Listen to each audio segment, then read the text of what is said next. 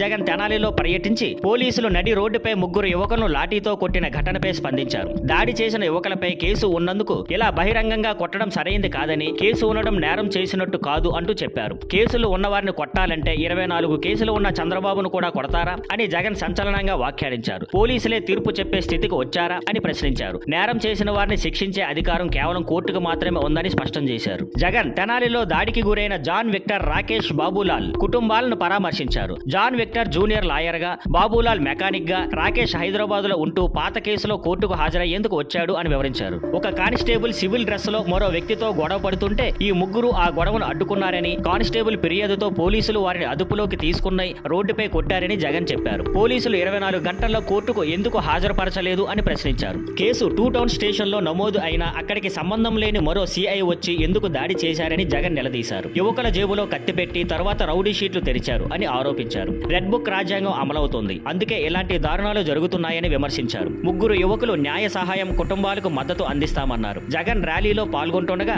దళిత సంఘాల నేతలు నల్ల బెలూన్లు ఎగురవేసి నిరసన తెలిపారు. ఈ ఘటన జగన్ కు చెడువైన అనుభవంగా మిగిలింది.